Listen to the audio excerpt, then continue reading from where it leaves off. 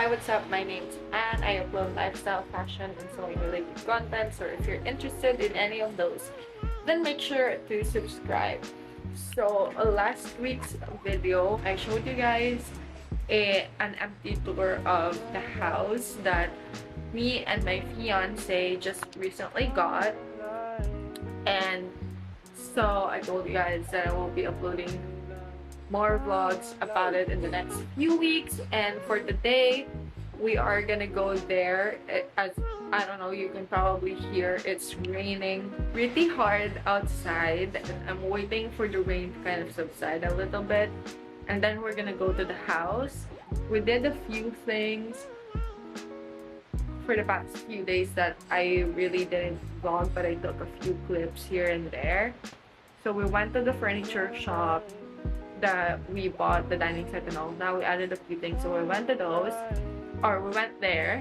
And then yesterday our mattresses from Eurotex were delivered, and then this morning I wasn't able to vlog, but that's why we're gonna go to the house right now, is because I want to check the wood pallets that were delivered, which we're gonna be using as bed frames.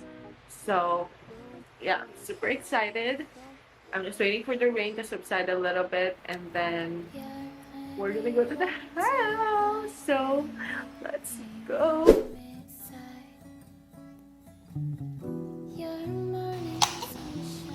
Okay guys, so ito yung king size. And then mattress from Eurotex.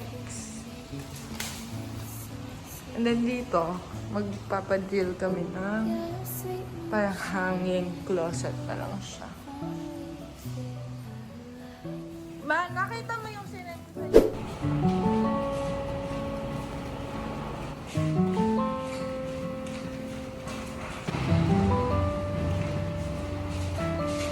Guys, we got both! So we need to finish today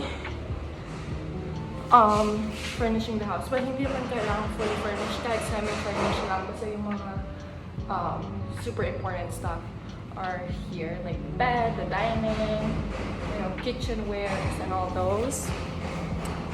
And then so may mga gamit na sa isang transient house. So yung ibang gamit doon, since wala mag-stay doon hanggang 2, which is sakto sa pag-check out ng guest namin. Sorry, may gumagawa. Which is sakto sa pag-check out ng guest namin. So nililipat muna namin yung ibang stuff today dito. And then ibabalik na lang namin doon before mag-check-in yung guest doon sa November 2. So yeah. I'm super excited. Let's go, guys. So today, pupunta kami SNR at SM para bumili ng mga bed sheets, pillows, and then pinatapos nila yung bed. Kasi wood pallet yung ginamit namin. And then, ayan. Kuya Ton, hi ka sa vlog mo.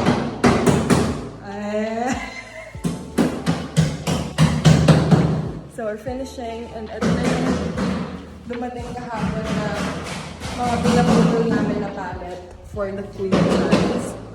And then the king size is ready. There. Kailan, akala ko andito din si ate. Half day lang siya? And then, kailangan yung cover ng house.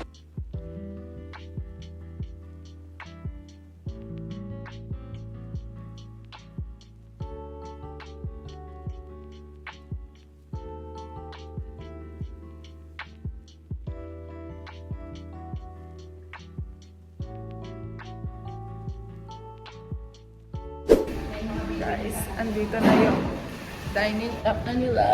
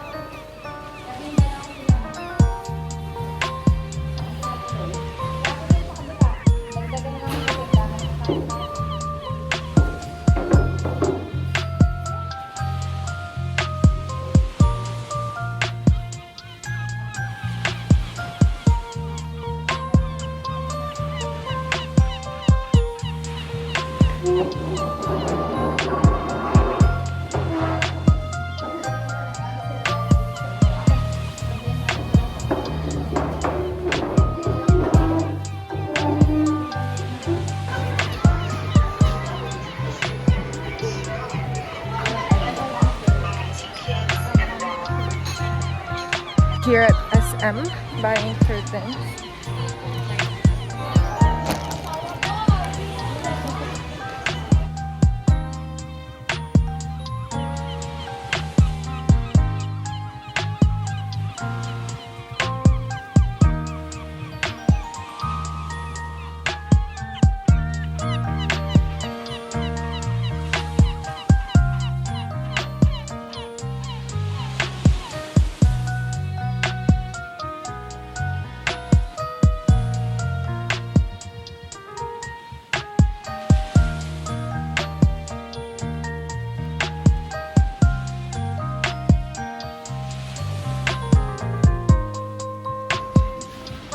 Siguro kaya ka naalala, tumatawad ka dito.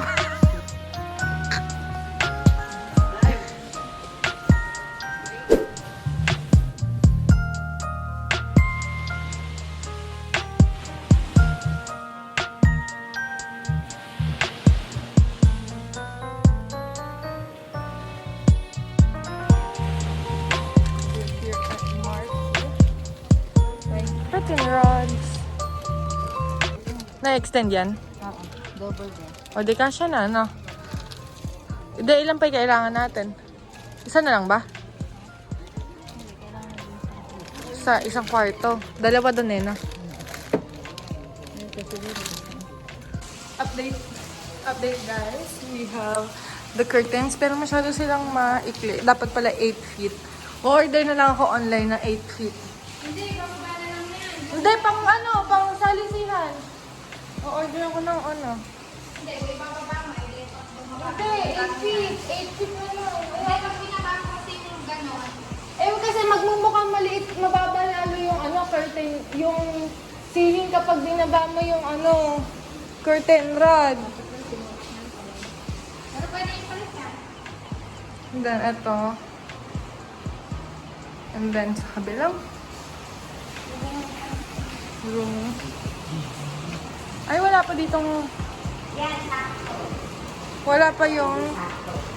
Ay, ayan na yung si Tonton Gutierrez. Tapos dito wala pa, hindi pa naiayos. Then, ito yung bed. Hi guys! So, I'm obviously back home now. And I changed and showered because nabasa ako sa ulan.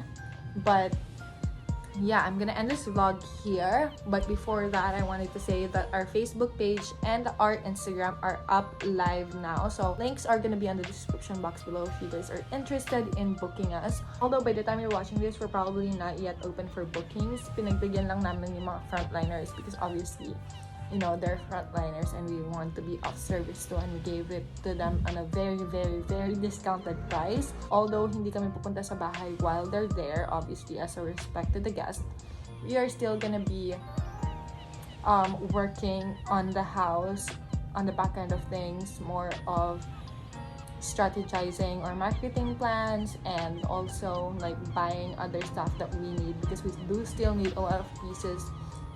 Some furnitures, a lot of decorative pieces that we still need. But yeah, thank you guys so much for watching. If you want to see more updates on the house, make sure to catch next week's video.